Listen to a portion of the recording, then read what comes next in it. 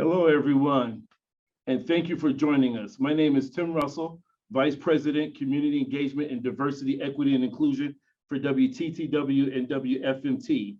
And welcome to WTTW's preview and conversation of For the Left Hand, the latest film from the award-winning team at Kartemquin. For the Left Hand premieres and streams on WTTW on Friday, November 5th at 9 p.m. Central. WTTW's purpose is to enrich lives, engage communities, and inspire exploration. The purpose of our community screening and conversation is to spark enlightening conversations that shed light on the critical issues impacting our community and to introduce you to people who inspire us to achieve greatness. Today's documentary subject, Norman Malone, is an example of inspiration and Chicago determination. After the screening, Sylvia Ewing, who can be seen on WTTW and around the country as an on-air television host for PBS fundraising specials, will moderate the online conversation with Norman Malone, Quinn, and Howard Reich. For the Left Hand exemplifies one of our core values, diversity and equity. We celebrate differences, embrace inclusivity, and strive for equity. The stories we tell, as well as the people in front of and behind the camera and microphone, reflect the myriad of faces and voices of our region. Finally, thank you to our members and viewers for your support. We appreciate you and thank you for allowing us to be your window to the world. I hope you enjoyed today's event, and please welcome Sylvia Ewing. Thank you, Tim. Thank you, everyone. It's delightful to be here. We've got a great conversation planned. And let's just dive right in. We are all used to this Zoom world. We know what it's like. I also want to just shout out old friends in the audience and Graham Grady. What would Chicago do without him and all of his good work? So I'm joined here by a very august panel of filmmakers, culture lovers, and friends. So please join me in welcoming them. And they are Howard Reich, who many of you may know as an award-winning writer and producer, a longtime music critic at the Tribune. Quinn, my friend and artistic director and founder of Kartemquin Films. And full disclosure, I'm board chair, so we're doing double duty here. And the one and only Norman Malone, who I just met, but who is our outstanding documentary subject. Thank you so much for joining us, gentlemen. For the Left Hand, by the way, premieres on WTTW platforms on Friday, November 5th at 9. And we thank all of you viewers for joining us right now as well. So let's dive right into our conversation. I would love to start with you, Gordon, if you don't mind. Tell us what your role is with this film. Well, on this film, I co-directed it with Leslie Simmer. And, you know, I have had an interest in the arts for a long time, and I'm sort of passionate about arts in the public education.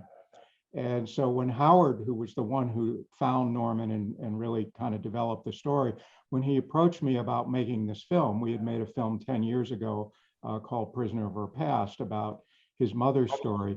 It was like that piece of it, that piece of Norman's story really hooked me, because I'm not everyone else on our team, Diane Quinn, the producer, Howard, the writer-producer, Leslie, the co-director and editor, and even the editor that we brought on to finish it, Matt Lauterbach, all played classical piano, but me.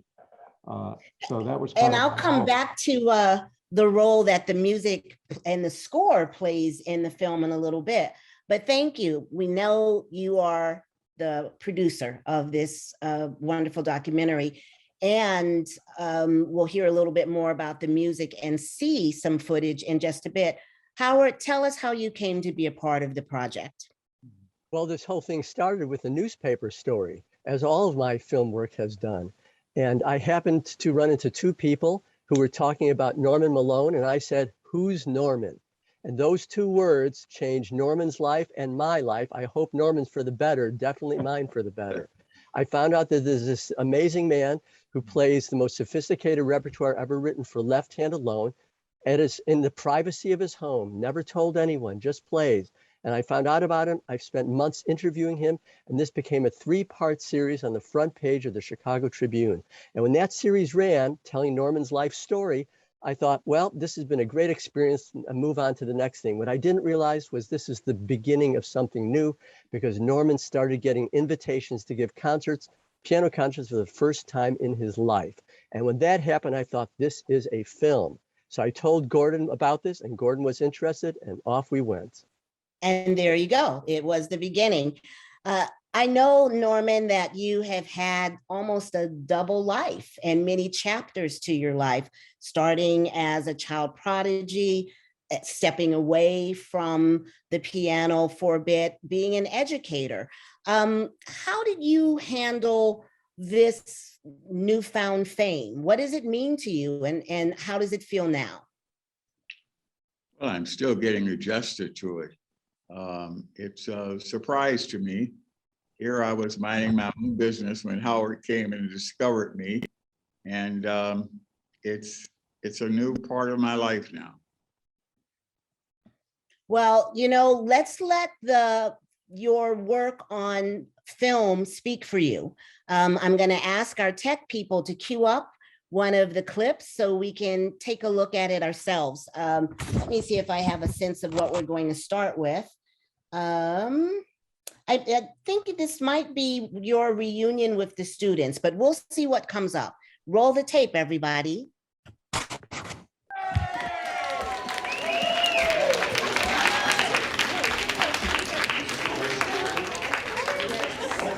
People. Yes, yes. Barbara Pratt. Remember, used to call me Uber Patoonie. 86, 87, 88, 89, 4 years in your choir. Wow. Aaron, Aaron, and I remember that pull on. Oh, yeah. So excited. The audience didn't know what the hell was going on. Because we cut it short. Right, and they were just like, what? Oh, you must have been. Right, Yes, right. yes, yes. You stood up for me when I had only one credit and I wanted to come back to school, and you saved me. And thank you. Thank you. Thank you.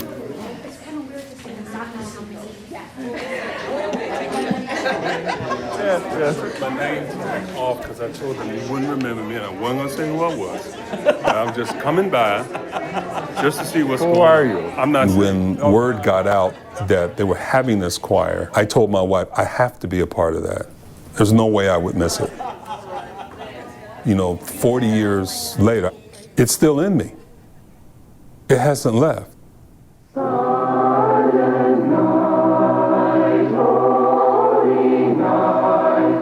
Members of the Lincoln Park High School Chorus performing at the Art Institute on Michigan Avenue today, led by music teacher Norman Malone. When Mr. Malone came to the school 5 years ago, it had no chorus. Now it has a girls' chorus and a mixed chorus where the boys join in. There is a wall full of awards to testify to their skill in choral competition. He's hard, but he's good. Very good. The choir director is like my father. I mean, he makes everyone listen. You're tough on those kids. Yeah. But I'm very tough on them, but I'm also tough on myself.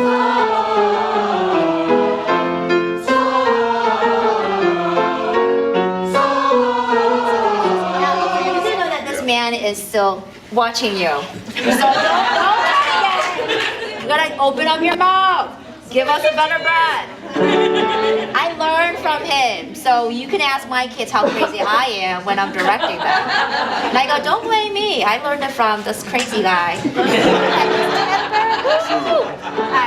Everybody knows Mr. Malone as my choir teacher / dad. He has led me through so many important journeys as a musician and as a teacher, and most importantly, I think as a human being. 1, 2, and breath. The Lord bless you and keep you, and be gracious unto you, and be gracious. 1 and 2. Gracious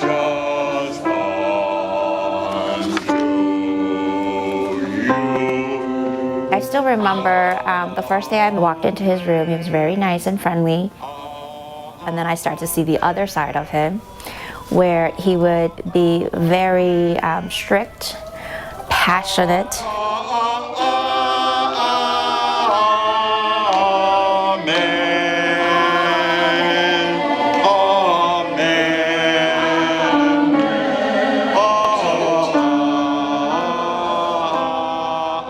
Hopefully he won't yell at us too much. Like sometimes if we were singing flat, he would say visualize someone pulling like a string or pulling your hair up, and sometimes he'd actually do it.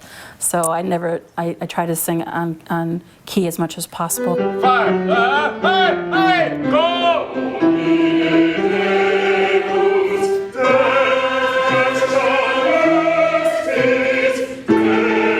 You know, he was a strong man, which was a good thing for especially the males coming in, you know, to see that. Really a mentor, fought for what was right.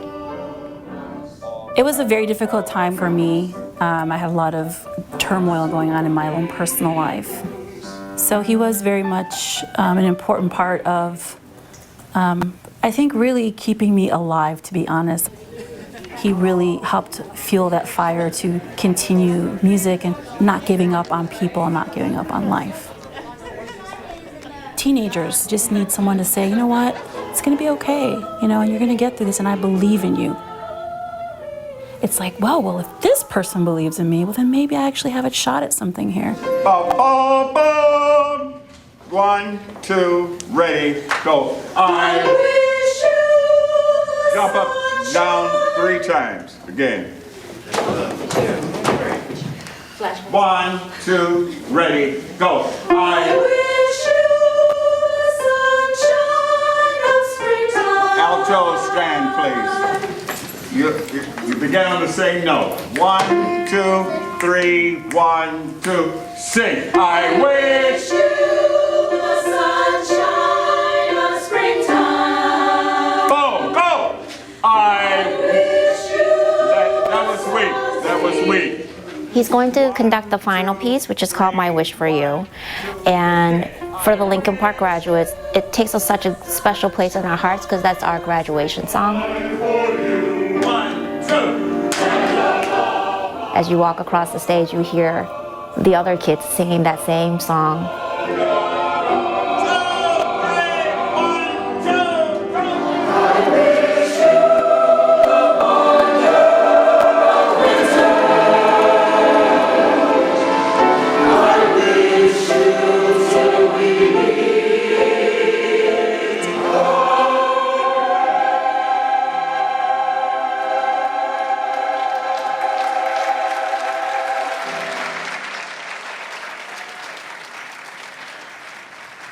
I hope that I brought them what I've learned. That you have to survive.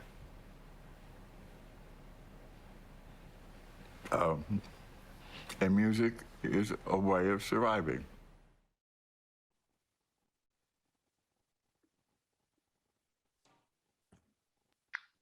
Absolutely beautiful. I'm giving the sign language applause. Mr. Malone, Norman, I saw you smile when Grace mentioned your other side. What did it mean to be an educator, a mentor, and to be so impactful in the lives of these young people? I had great students. Just great students. And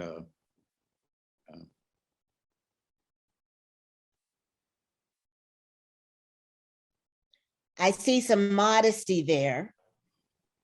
I see modesty. What's the jumping 3 times? Is that a special Zen version of loosening up? well, it gets you over the tone, and it gets you to think that the tone, you have to focus down on the tone in order to get your spirit up. It helps you to aim downward. And my vocal teacher, Anna Marie Gertz at DePaul, would stress that. And I knew that physically, that was what young people could visualize easier. I love it. It's like you have all of these special ninja techniques for moving forward. And I love the conversation about strength and survival. I'm going to come to Howard. You have covered all kinds of genres of music, met everyone, you know, seen it all. What made Norman's story so special? You know, I often tell people that if this film were about anybody else in similar circumstances, it would not be close to the same film, because I feel it's who Norman is who makes this film what it is. It's Norman's warmth, it's Norman's openness, his love of music, his love of his students. It's all reflected back in that concert scene we just saw. The love the students are pouring forth is what they got from him. So, and another thing is Norman's incredible audacity. I mean, to play with an orchestra for the first time in your life when you are 79 years old is a risk I have never heard of anyone else taking. Because when you go on stage and the orchestra is playing, if you mess up, the orchestra is going to go on without you. The train has left the station. Norman takes enormous risk. Norman has commissioned new pieces of music, and he's not playing old pieces that he's known for 60 years. He's also playing new pieces. Just the audacity of that. And I think it's his love of music that enables him to do that. But I am in awe of the way Norman is constantly climbing Mount Everest and climbing it again. Well, I'd love to hear a little more of that music. I think we've got a clip where you're setting up for one of these pieces. And I'll ask you, Howard, give us a little bit of a setup of how rare it is to have pieces for the left hand. Well, there's a body of work for the left hand, and there's even a smaller body for the right hand. But there never had been before the early 20th century a piece written for piano, left hand, and orchestra.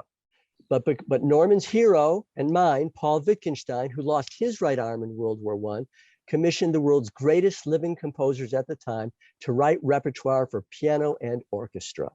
It's the ultimate in piano music, and that's what Norman is scaling when he dares to play these concertos. Well, let's see the clip. Let's pull it up and take a look for ourselves and take a listen for ourselves. When I realized how many piano concertos for the left hand have been written, this is the only one that has survived the test of time. But the question is why? The Ravel Concerto tells a story. It's Wittgenstein's story, his great, profound loss and his struggle to overcome that loss. And therefore, it also tells the story of Norman Malone.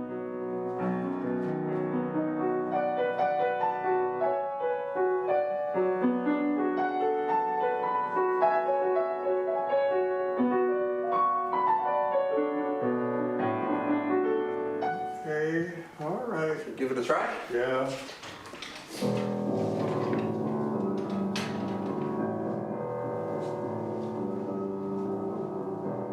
Begins with the double basses playing so low that we can barely discern what they're playing.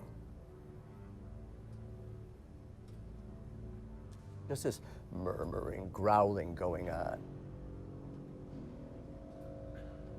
We almost cannot decode what we're hearing.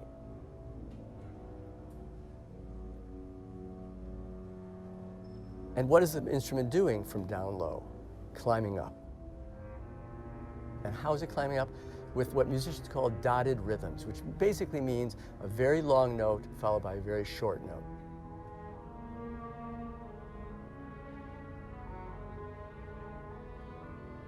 Ba-bum, ba-bum, ba-ba-bum, ba-bum.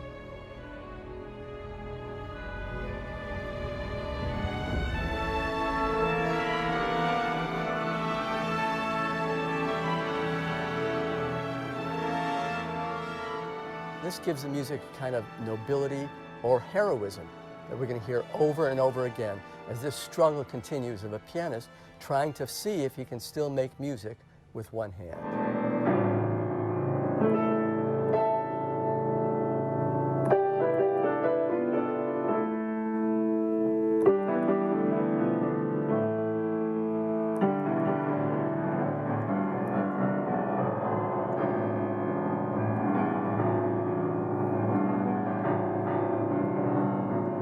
a colossal opening statement. You would never guess it was being played by one hand. It wouldn't even enter your mind.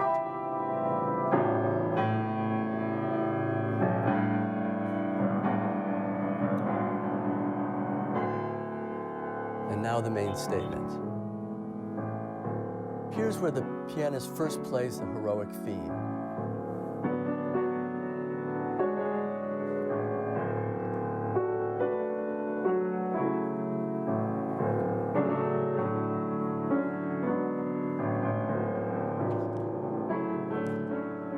It's a statement of self-affirmation and of power. It's epic.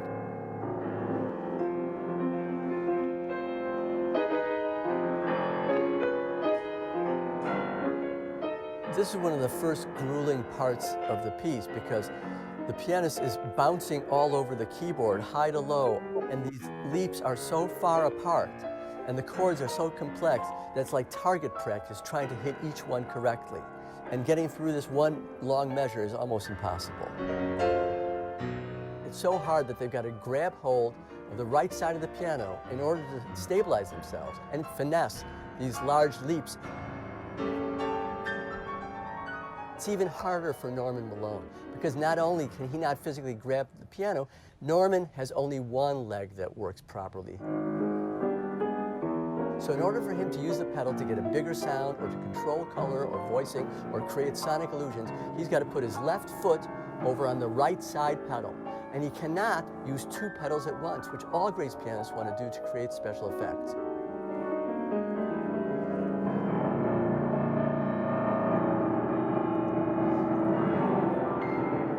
Just keep working on it. Yeah, no, it's come a long ways. Yeah. Mm-hmm. That's amazing. Special work for the left hand and the left foot. Thank you, Howard, for setting that up. Gordon, I'm going to come to you.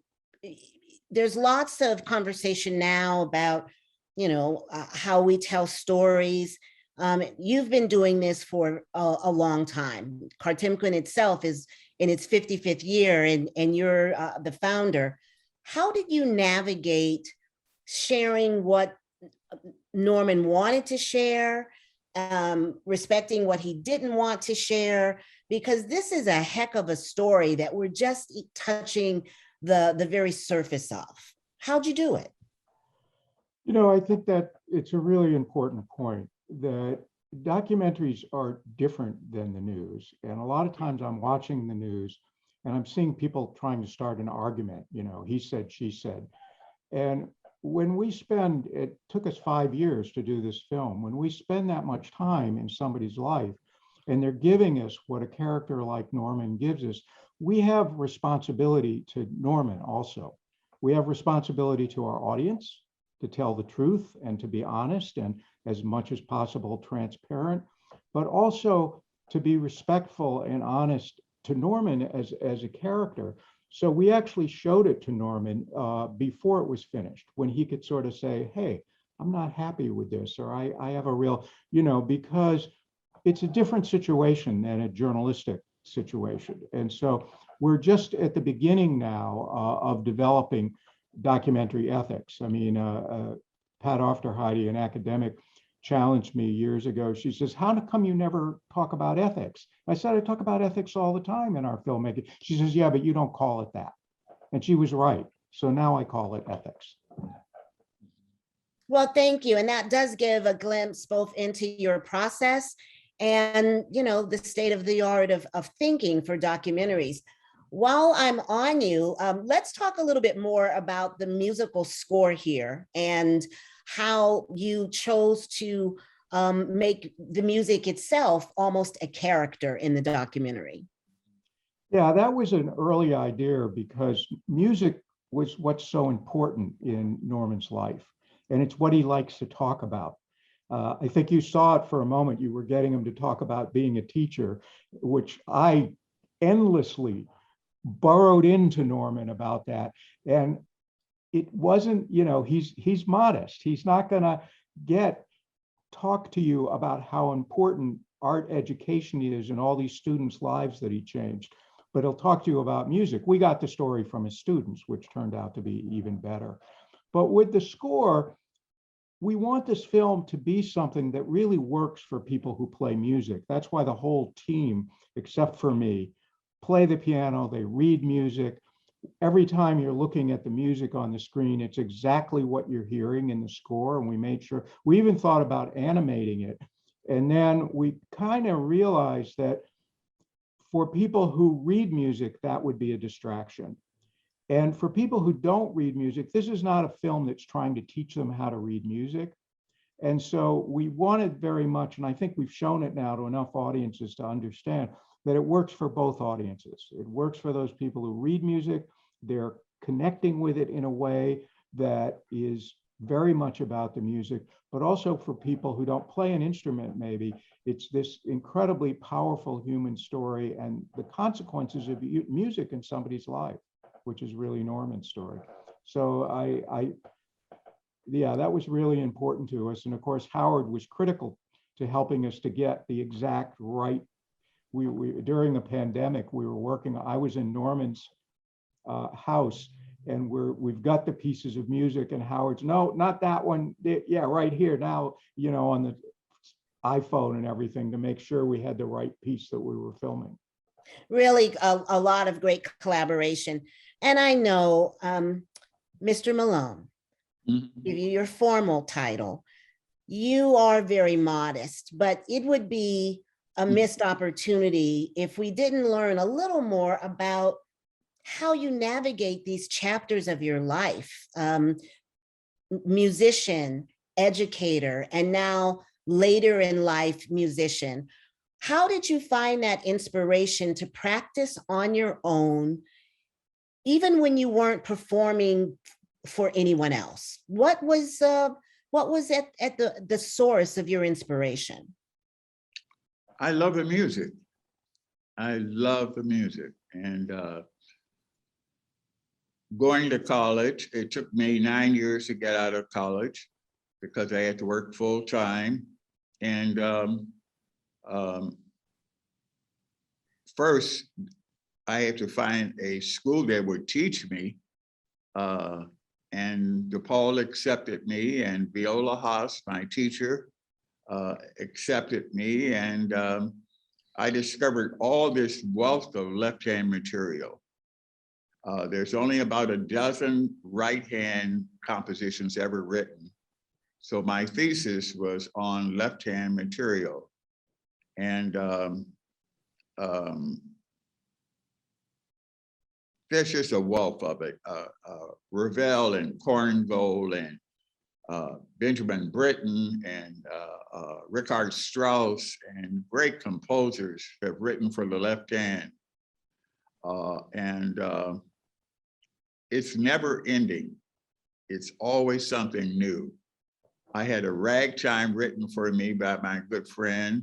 He wrote a ragtime, which I thought was an impossible thing. Reginald Robinson wrote a ragtime for me. Yes, MacArthur Genius Award winner. Yes, yes, and he wrote this beautiful ragtime, and I performed it and work on it daily. Miguel de Serna wrote me 3 jazz compositions that I'm still struggling with, trying to learn. Very difficult compositions. I'm very grateful to both of them for their compositions. There's a wealth of left-hand material, and it keeps my soul content.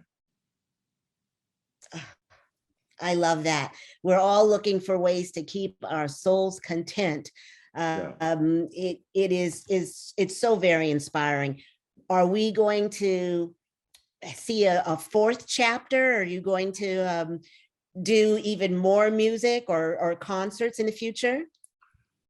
My bosses that are there with you have, there are so many opportunities now that are opening up and that I'm going to take advantage of. I'm nervous every time I perform, but sometimes it comes out successful. But most times Howard says, "Good job." And I thought, my God, I pleased Howard. And so I'm happy with the results.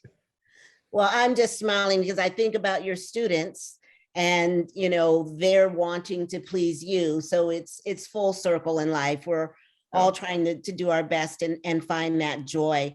Howard, let me come back to you. We don't go into deep detail about the gaps or time when music wasn't being played publicly, but this man was a prodigy at age 5, and then came back to music, a little bit later. Do you think that this kind of genius is out there in the world waiting to be discovered? Are there other hidden gems in the world like Howard that we just need more documentaries and more public media to bring to light? Totally. Norman is one story out of a zillion stories. I've always had this theory that you could go to someone on Michigan Avenue or 57th Street or whatever, go up to them and you will have a book or a movie. Every single person's story, you just have to find the story. In Norman's case, the story is so spectacular that you'd have to be blind to miss it. It's just right there. But because Norman persevered, because he would not accept what the public school teachers told him, because he would not succumb to the psychological tests that they said defined him, because he would not give up DePaul after 9 years. Because of all of those things, we have Norman's story. Think of all the people who have been in a bad situation who don't have Norman's tenacity. Those are the stories we're losing. But more than that, those are the lives we're losing. That's the music we're losing. This is just the tip of that iceberg, and it's, as Gordon says, this shows why music education and arts education is so important in the schools, because talented young people like Norman need a chance. And as Gordon often points out, when the arts are cut from the schools, it's not cut from the wealthy schools. The wealthy schools still have the arts. It's the other schools that are cut. And or they have parents that can pay or whatever. Right. And this film says this kind of education is important for everyone, and everyone deserves a chance at it. Well, the art at the core folks would really appreciate that, because there is a philosophy that art and culture is at the center of all education and makes all education easier and more accessible for everyone. I'm going to just remind everyone, this is a conversation about For the Left Hand, a documentary that is going to air on WTTW platforms, premiering on Friday, November 5th at 9 p.m. And I'm speaking with Norman Malone, the documentary subject, Gordon Quinn, the artistic director and founder of Kartemquin Films, and Howard Reich, a longtime music writer and critic. And we want to speak with you as well. We'll take your questions for the panel. Anytime, you can put them in the chat. It's just family, it's just us. We'll figure out a way to make it happen. And we'll also play another clip in just a moment. But, Gordon, I'm going to come to you while people are thinking about their questions. One of the things that's so inspiring for me about Norman and people like him, lifelong learning, continuing to learn and grow. What does that mean to you as a filmmaker and as the person who made this film? When I was 25, I made my first film, Home for Life, about a home for the aged. And now I'm the age of the people that I was filming when I made that film.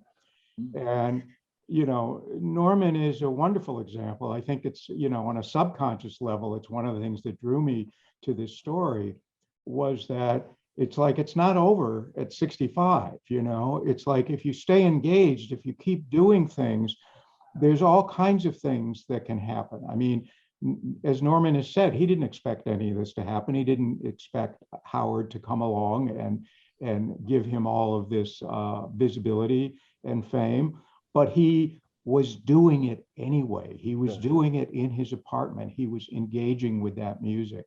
And I think that's one of the subtexts of the film, that we hope, we want to get this film out to to people who deal with that issue of lifelong learning and education later in life and that kind of thing. We see it as a vital part of our audience. That is really critical. I see that, and I also see the whole sense of working through a disability, being a Black man in America. There are many inspiring examples here. So someone asked this question, which is one of my favorites. How did Howard meet Norman? And we've talked about playing in the apartment. Tell the whole story, Howard. Okay, so this was one of the most beautiful coincidences in my life. It's practically miraculous, because I was going out to a concert, as I do 4 to 5 nights a week, or as at least I did before I retired from the Tribune in January. And this one particular night, it was just, the rain was coming down horizontally, and you just had to get out of the rain. So I darted into a hotel restaurants. I do not like eating at hotel restaurants. Sorry, hotels, I just don't like them, but I had no choice. I go in the hotel restaurant, the place is empty. You could shoot a cannonball through it. I thought, great, I can eat my food and read my iPad. And then 2 other people who were going to the same concert as me walk in. At that point, I just knew them casually from the scene. And they come up to my table and say, can we sit with you? I thought, well, fine, all right. So they sit with me. And I know that they're subscribers to the Chicago Symphony Orchestra, which at that time, at that week, was having a French music festival underway. And so I asked them, have you been going to the French Music Festival? And they said, yes. And then I asked the critical question, though I did not know it was the critical question at that time. I said, did you hear the Ravel Concerto for the left hand? Because this is not only one of my favorite pieces, but I played the Ravel Concerto for the left hand when I was a piano major at Northwestern. That piece means a lot to me. And so they said no. And then one of the women said to the other, we'll have to tell Norman. And me, being a journalist who eavesdrops on everybody, because that's what I do for a living, said, who's Norman? And this one woman, Judith Stein, who's in the film, said, Norman is a man who lives on the same floor of the building that I live on. And his apartment is right by the elevator. And when I go to the elevator and press the button, I've been hearing this tremendous music coming out of his apartment. And I hear that I understand he plays with just his left hand. So I said, could you introduce me to this man, left hand? And so this is the amazing coda to this. She sets up a rendezvous. Norman and I were going to meet at room 43, where there used to be jazz every Sunday, a nice, safe place. And as soon as I saw Norman, I thought, I've been seeing this man's face for 30 years, because he goes to all these same concerts that I go to. I could have had this story 30 years ago if I'd paid more attention, but I recognized his face. So I already was familiar with this person, just didn't know who he was or that he's a pianist or teacher or anything. And Norman says that he was reading my columns in the Tribune for decades too. We were already connected, but did not know it. And this eventual fateful meeting made this story and this film possible. That is so beautiful, and such a reminder of how, is it coincidence or is it the lovely universal connections that bind us all together? I choose number 2. Beautiful. That's right, in very beautiful ways. Lots of good comments in the chat about Norman's story, about teachers and how inspiring they are. I would like to, let's see, I'm wondering if Norman, this is Sylvia looking at the screen, could talk a little bit about Leslie Mather and other teachers that believed in his talent. And I might be reading that wrong, but Norman, can you tell us about the teachers who believed in you? Well, when I discovered that I wanted to play piano after a psychiatrist or a psychologist gave me a Rorschach test to determine if I was all up here. And I thought, oh my God, I'm gonna have to stop talking about wanting to play the piano before they commit me. So I secretly went down Michigan Avenue to all of the music departments and the schools, and to see if I could find a teacher. And most of them turned me down because once they found out that I couldn't play with 2 hands, it was just impossible. But Lester Masters, Chicago School of Music, said, yes, I'll try it. And so he became my hero. So I worked with him. I went to Carl Fisher and Lionel Healy and went through every piece of music that I could find for the left hand. And we began to work on it. And finally, I found this very difficult number by Bela Bartok called Study for the Left Hand. It's 10 pages long, very complicated. And I've learned it. And I applied for DePaul University. And they accepted me as a piano student. So I took piano and voice, and took me 9 years to complete my education because I had to work full-time at the American Medical Association. And that's my beginning. And talk a bit, if you will, about your beginning as a teacher, your career in music education. Oh my God, there's another story. As I said, it took me 9 years to complete my education.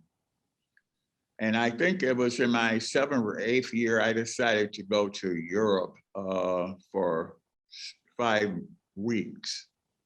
And I came back and decided, I saw how poorly some of the countries over there.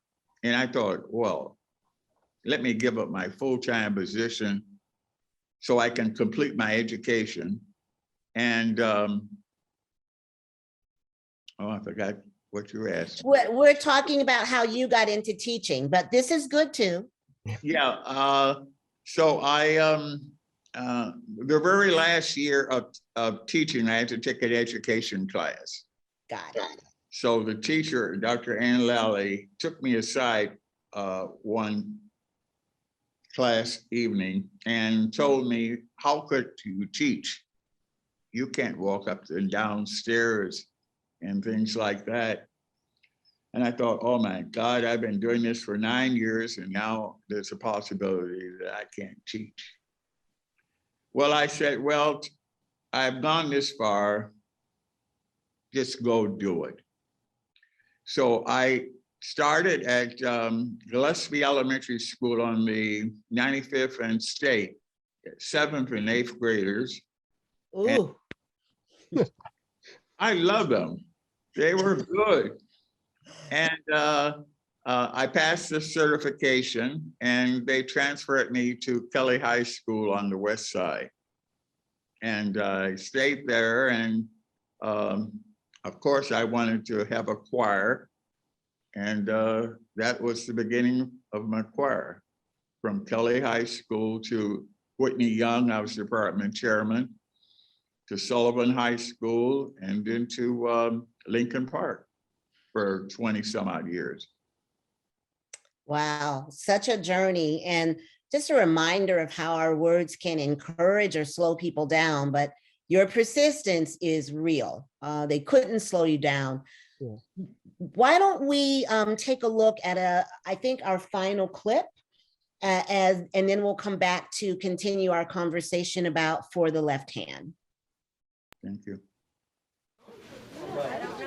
And so we play, it's not a pretty note. Okay. It's a weird artificial harmonic, Okay. but you'll see my bow start to move. All right. And if you see my bow moving, just wail on that piano. Okay, all right. Ravel to me is about a storm. It's tumultuous. And you're just like holding on. I'm excited to see him play with an orchestra.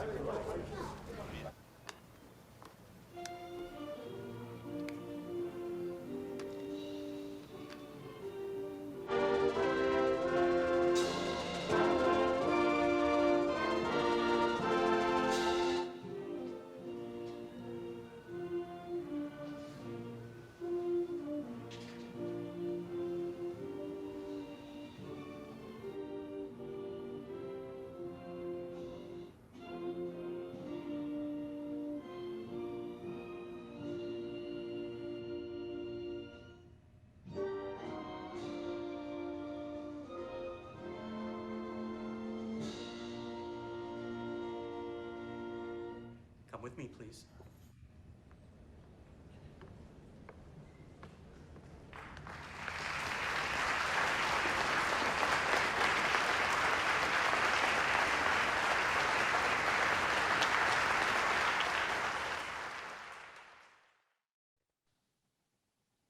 Wow, that is something. Now, who was the young man that was speaking? My son. See, that is quite a story as well. You looked a little bit nervous and excited. You said you still get nervous. He looks so proud. Yeah. Well, that's so inspiring for us. Gordon, I think you wanted to add another story. What do you want to share? You know, now I forgot. It was when Norman was, oh, I know. When Howard told the story of how he found Norman, it's in the film. And that's part of, you'll see that in other Kartemquin films. We care a lot about transparency. We're not trying to hide things from the audience and the viewer. We're trying to build a connection between the viewer and our characters by being as transparent and honest as we can. So, you know, a lot of that story is in there. Well, that's good. And I love seeing his son as well. Howard, and then I'm going to share Teresa's comment. I'd like to say one thing about another extraordinary, impossible to explain coincidence regarding this story, which is that after the stories ran, Norman's giving concerts, we're filming him, where a film is underway. I get an email from the conductor of an orchestra in West Hartford, Connecticut, who says, can you put me in touch with Norman Malone? He read my story, and he's going to invite Norman to play the Ravel Concerto for the first time in his life with the West Hartford Symphony Orchestra. What makes this extraordinary is that Norman's son, who you just saw in the film a few minutes ago, had just moved to West Hartford, Connecticut. The conductor did not know this.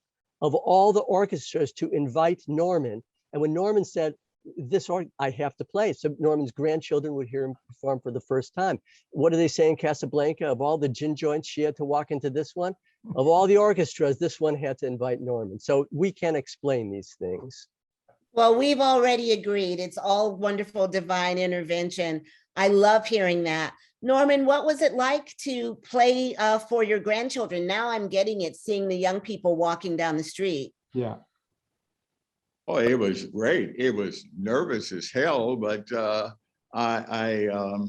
in fact, they showed in the film, and I'm glad the film was honest. I paused in the film with the orchestra because I suddenly realized I was on stage playing with the orchestra, and it suddenly hit me. And I thought, oh my God. And the only people that noticed it was definitely Howard. And then I thought, I don't have enough time for this nonsense. And I instantly finished the concerto. And I was proud of myself. Yeah. You should be. Those are the kinds of things that give other people courage. We all have those moments of fear. And you know what, Mr. Malone, I'm excited that you did stop, because that's a once in a lifetime moment. It's good to be in that moment when it happened, and then to keep going. Mm-hmm. In the chat, of course, people are looking forward to seeing the film. And Teresa Davis was at Kelly High School from 72 to 76. She was in the band, but loved hearing Mr. Malone's choirs. It was so beautiful. He was also part of their music education. And oh, here you go, growing your replacements. They have been a band director since 1981. Isn't that amazing? Do you remember? I know you had a lot of students. I don't, but I love her. Teresa Davis. You guys will connect a little bit later on. Yes. Thank her very much for remembering me. Have you heard from many of your students since you've been on this journey? Oh, yes, many times. And I send them emails, and if they're performing, I try to get out to hear them perform and keep in contact with them. I'm so proud of them. So proud of every one of them. Well, they're extremely proud of you. And in the chat, Teresa said that she's sending her love. Now, we haven't seen all of this documentary. It will be on PBS, on WTTW's platforms. But I'm going to ask you that question that I want an answer to. What's your favorite scene? I know there's so much connection and there's so much, memory and inspiration. But Norman, I'm going to give you a minute to think about it, because I bet you Howard knows his favorite scene. You know, when people ask me that, I joke the opening credits, but I'm just kidding. It's a good one. Yeah. Without giving anything away, the climax of the film, playing the Ravel Concerto, because anyone who plays music with the left hand must come to terms with that piece. If you have not wrestled down that piece, you have not mastered the left hand repertoire. But the test is not how well you played in the practice room, because everyone's a genius in the practice room. The test is how you play it on stage. That's the crucible. And as you say, when Norman pauses and yet picks it up again, that is one of the great recoveries in music. And to me, that is a moment that never could be replicated. I'll just add one other thought. I was in the audience, of course, as this was happening. And when it comes to a pause, I thought, oh my God, this is a disaster. And then when Norman picks up again, I thought, this is great for the movie. This is another chapter of drama. So to me, that is the raison d'etre of this film. Well, and as Norman said, other people probably didn't even notice, but you're Right. holding on to every note because, it means so much. Yeah. And I am corrected because I thought that music for the left hand was rare, but it's just someone with the virtuosity of Norman Malone that is the rare part. Gordon, what's your favorite scene? When you've been, I spend a lot of time in the editing room, so you live with these films in a very detailed way. And it's a little bit like asking somebody what's their favorite child. Although we do murder a few in the editing room, we take them out. But for me, I think it's probably when Norman and Reginald Robinson are alone together in the green room before Norman is going to perform Reginald's piece. And it's two musicians talking to each other. Some of it is a language of their own, but there's also a little bit about disability in there. It's just a very human connection that kind of intimacy that always appeals to me. Oh, I love that. I love that. And I would add the element of the generations, right? The different generations continuing a tradition, one writing for the other. Yeah. So, Mr. Malone, what's your favorite? Well, you're giving me time to think. And I think my life is my favorite. My life.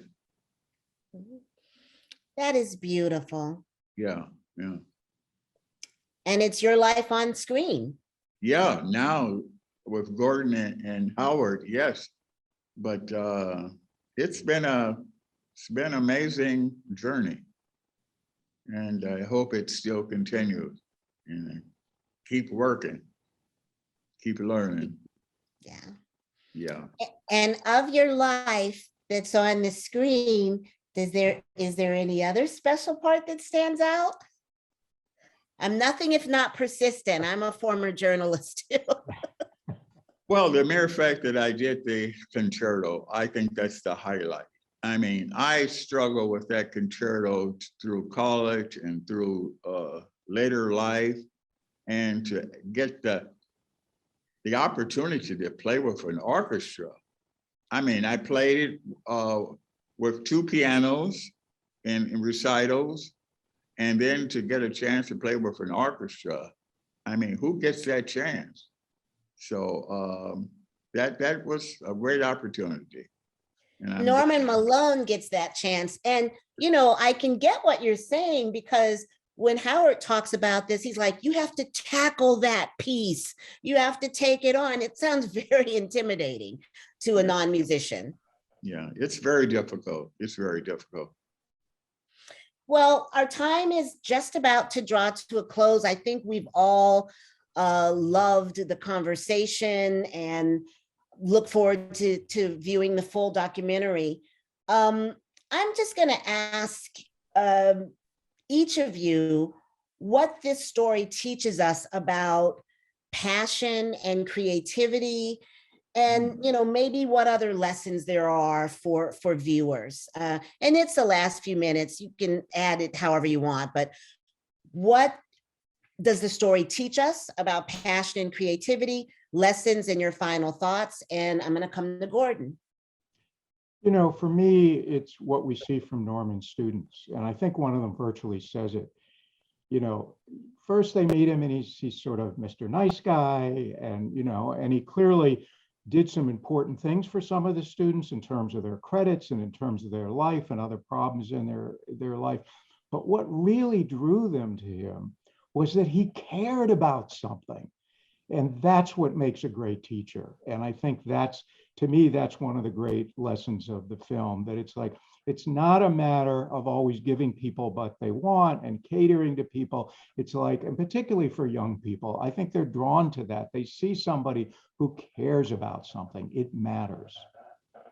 That is so beautiful, Gordon. It covers both, what it teaches us about passion and creativity, and a big lesson from this documentary. And it's a reminder when young people seem flip or disengaged, caring and passion can speak to them. Howard, what about for you? How does passion and creativity, what does it teach us in this doc, and your final thoughts? To me, if you had to boil down this film to its essence, to its core, it is about the ineffable power of music. What music can do for those who make it and for those of us who listen to it. And there are no words to really express that. If there were, we wouldn't need music. Music expresses what words cannot. And that's the power of this film. As was said earlier, music is a character in the film. It sweeps the film along, just as is a character in Norman's life, in my life, and in some way, and really in everyone's life. We may not even hear it, but it's there. To me, this film is about the power of music.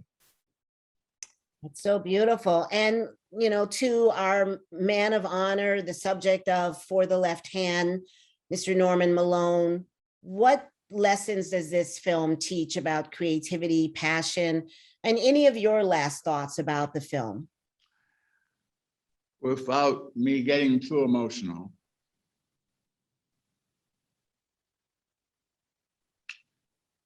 my brother died this week.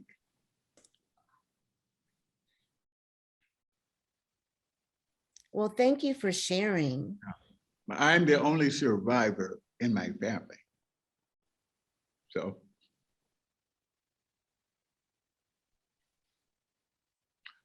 and music pulled me through.